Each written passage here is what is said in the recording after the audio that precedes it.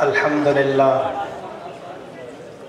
لله رب العالمين والعاقبة للمتقين والصلاة والسلام على سيد الرسل وخاتم الأنبياء والمعصومين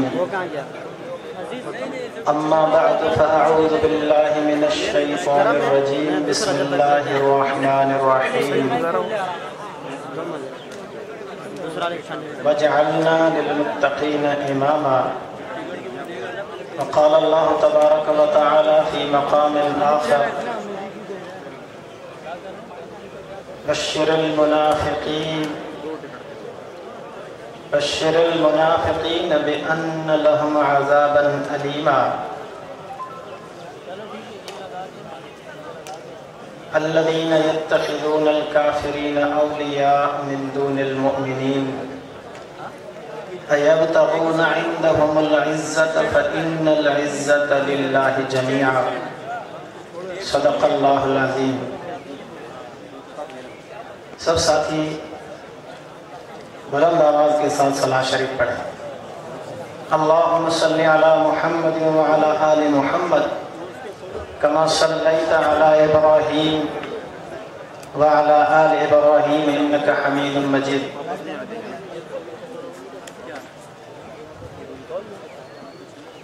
الحمدللہ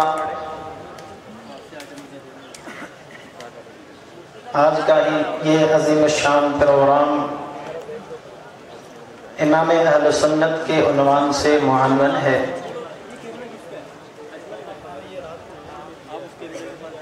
ہم امام اہل سنت علامہ علی شیر حیدری شہید رحمہ اللہ کے ساتھ اپنے عہد و پیمان کی تجدید کے لیے یہاں پر اکٹھے ہوئے ہیں۔ امام اہل سنت کا پیغام اور پروگرام صاف اور شفاف پروگرام ہے، جس میں کسی بھی قسم کی نرمی، کسی بھی قسم کی ملاوٹ، کسی بھی قسم کا دغلاپن یا کسی بھی قسم کی منافقت داخل نہیں ہے۔ بات سمجھ میں آ رہی ہے؟ امام اہل سنت کا پروگرام صاف پروگرام ہے۔ اس پروگرام میں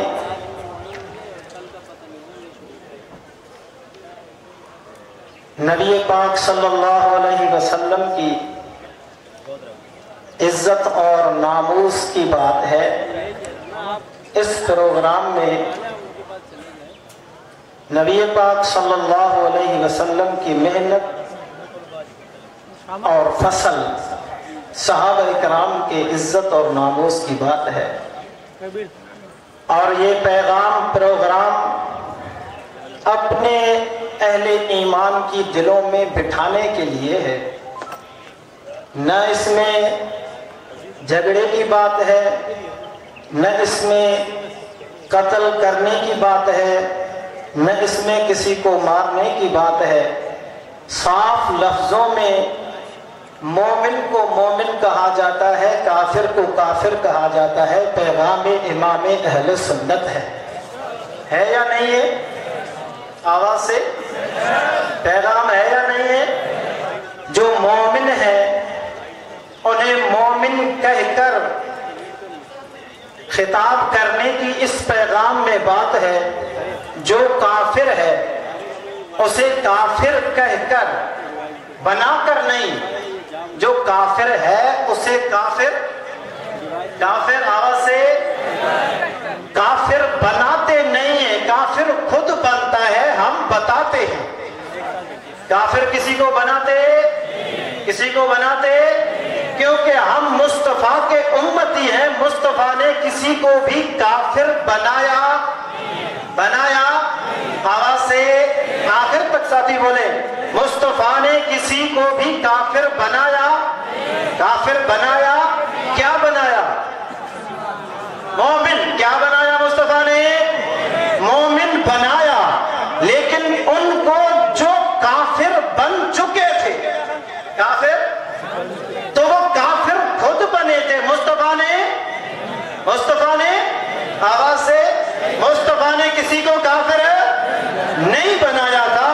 مصطفیٰ کے نبوت کے اظہار کے بعد ہاں یہ ہوا تھا کہ کافر جدا ہوئے تھے، مومن جدا ہوئے تھے۔ جو ایمان لائے تھے وہ علیحدہ ہو گئے، جو کافر ہی رہے وہ علیحدہ ہو گئے۔ میں یوں کہتا ہوں کہ مصطفیٰ کے اظہار نبوت سے پہلے سب ایک ہی برتن میں کھاتے تھے، کوئی کسی کو کچھ بھی نہیں کہتا تھا۔ آج ہمارے دور میں اس طرح کے لوگ داڑھی اور پٹکے اور پگڑی میں ظاہر ہوئے ہیں کہ جو یہ تاثر دینا چاہتے ہیں کہ کوئی کچھ بھی نہیں ہے، سب ایک ہی برتن میں کھانے والا۔ حالانکہ اس طرح ہے، یہ نبوت سے، دور نبوت سے پہلے کے دور کی طرف لے جانے کی کوشش ہے کہ نبوت سے پہلے دیکھو کوئی جھگڑا نہیں تھا، کوئی مخالفت نہیں تھی، کوئی کسی کو کافر نہیں کہتا تھا، کوئی کسی کو مشرک نہیں کہتا تھا، کوئی کسی کو چور نہیں کہتا تھا، کوئی کسی کو زانی نہیں کہتا تھا، کوئی کسی کو شرابی کبابی نہیں کہتا تھا، کوئی بھی کسی کو غلط نہیں کہتا تھا۔ دیکھو کتنا پرسکون ماحول تھا، کوئی کسی کو کچھ بھی نہ کہتا تھا۔ لیکن قربان جاؤ مصطفیٰ کی تبلیغ پر، مصطفیٰ کی ذات پر، کہ پیغمبر جو آئے ایسی روشنی لائے کہ جس میں ایمان والے جدا ہو گئے، کافر جدا ہو گئے، مومن کو مومن کہہ کر خطاب کیا گیا، کافر کو کافر کہہ کر خطاب کیا گیا۔ امام اہل سنت کا پیغام اور پروگرام بھی عین ہی مصطفیٰ کا پیغام اور پروگرام ہے، کیونکہ امام اہل سنت مصطفیٰ کے حقیقی وارث تھے کہ مصطفیٰ کے پیغام میں کسی بھی قسم کی نہ ملاوٹ کر رہے تھے، نہ ملاوٹ کرنے والوں کو برداشت کرتے تھے۔ امام اہل سنت صاف لفظوں میں مومن کو مومن کہتے تھے، کافر کو کافر کہتے تھے، اپنوں کو اپنا کہتے تھے، بیگانوں کو بیگانہ کہتے تھے۔ امام اہل سنت کا پیغام واضح تھا، امام اہل سنت کا پیغام صاف تھا۔ ہم آج امام اہل سنت کانفرنس میں امام اہل سنت علامہ علی شیر حیدری شہید رحمہ اللہ کے ساتھ تجدید عہد کرتے ہیں کہ ہم مر تو سکتے ہیں، قتل تو ہو سکتے ہیں، جیل تو جا سکتے ہیں، لیکن کافر کو مومن کے ساتھ ملانا برداشت نہیں کریں گے۔ اگر کوئی مولوی اٹھ کے کسی کافر کو اپنا ابو کہتا ہے، اس مولوی کو جوتا دکھائیں گے، اپنا نہیں کہیں گے۔ اور اب تو فضا چل رہی ہے کہ ہم وحدت امت کی بات کر رہے ہیں۔ سوال ہے یہ وحدت کون سی امت کی ہے؟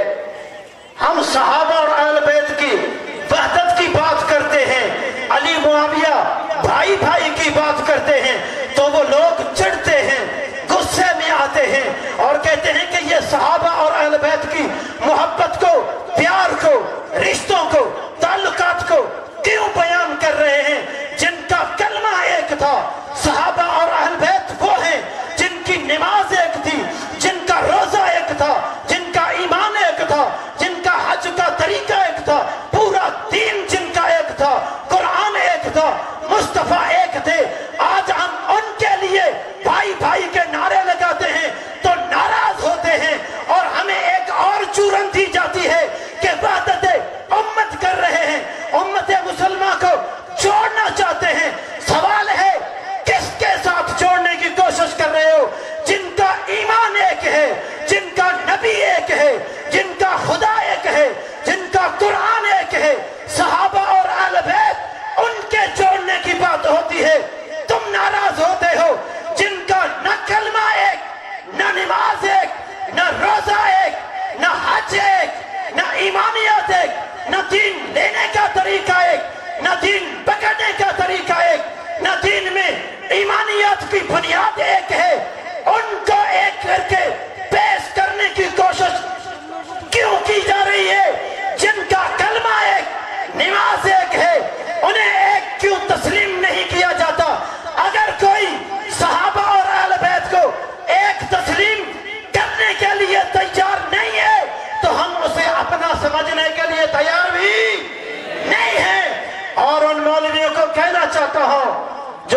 ہیں اگر تم کسی کو کافر کہو گے تو جنت میں کون جائے گا؟ کون جائے گا؟ تو کرتارپوریوں کو بھی جنت میں لے جانے کے لیے تیار ہے، تو کافروں کو بھی جنت میں لے جانے کے لیے تیار ہے۔ جنت تو اللہ نے ایمان والوں کے لیے تیار کی ہے، جنت تو اہل ایمان کے لیے ہے۔ یہ کون سا مذہب ہے، یہ کون سا برس نبوی ہے جس میں تم نے کرتارپور کے عیسائیوں کو جنت میں لے جانے کی بھی ٹھان لی ہے اور صحابہ کے دشمن کو بھی لے جانے کی بھی سوچ رہے ہو؟ وہ کون سی جنت ہے جس میں کافر بھی رہے گا، مومن بھی رہے گا؟ ایسی کوئی جنت خدا کے پاس ہے؟ نہیں ہے۔ اور قرآن نے صاف لفظوں میں، مجھے تو حیرت ہے، ابھی جو کچھ دن پہلے وحدت امت کے نام سے پروگرام ہوا، اس میں ایک داڑھی پگڑی کے ساتھ دینداری کا ٹھپا اپنے اوپر لگانے والا معرفت شاہ نامی ایک ملعون ہے، وہ ایک کافر کے لیے کہتا ہے کہ میں اس کے چہرے پر قربان جاؤں۔ لعنت ہو تیرے ان لفظوں پر کہ تو کافر کے چہرے پر قربان جاتا ہے، صحابہ کے نوکروں کے ساتھ ملنے کو بھی تیار نہیں ہے۔ یہ کون سا مذہب ہے تمہارا؟ پھر کہتے ہو کہ یہ علماء کے گستاخ ہیں، علماء کے خلاف بولتے ہیں۔ نہیں، تم نے اپنی اصلیت واضح کر دی ہے۔ قرآن نے تیرے جیسے منافقین کے ساتھ خطاب کیا ہے، بشر المنافقین بأن لهم عذابا علیما۔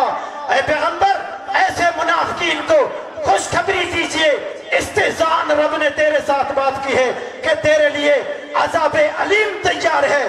قرآن کہتا ہے وہ کون ہے؟ الذین یتخذون الکافرین اولیاء، وہ وہی منافق لوگ ہیں، عذاب کے حقدار لوگ ہیں جو کافرین کو اپنا محبوب بناتے ہیں۔ کیا بناتے ہیں؟ کافر کو کہتا ہے اس کے چہرے پر قربان جاؤ۔ قرآن کہتا ہے تو کافر کو دوست بنا رہا ہے، تیرے لیے عذاب عظیم ہے، عذاب علیم ہے۔ الذین یتخذون الکافرین اولیاء من دون المؤمنین۔ اللہ نے آگے فرمایا ایبتغون عندہم العزت، تمہیں عزت چاہیے، ان کے پاس جاتے ہو، ان کے پروگرامز میں جاتے ہو، تمہیں عزت چاہیے تو پھر قرآن صاف لفظوں میں کہتا ہے فَإِنَّ الْعِزَّةَ لِلَّهِ جَمِيعًا، عزت سارے کی ساری کس کی؟ اللہ کے ہاں۔ کس کے ہاں؟ عزت سارے کی ساری کس کے ہاں؟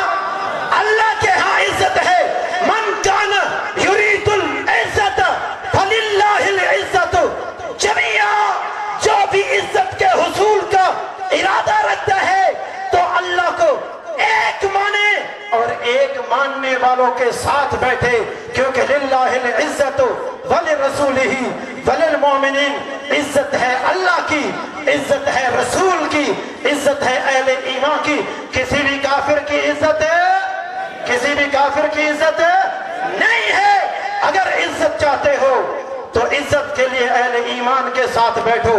امام اہل سنت کا پیغام اور پروگرام یہی تھا کہ کوئی کافر مومن کے ساتھ اچھا نہیں لگتا، کوئی مومن کسی کافر کے ساتھ اچھا نہیں لگتا۔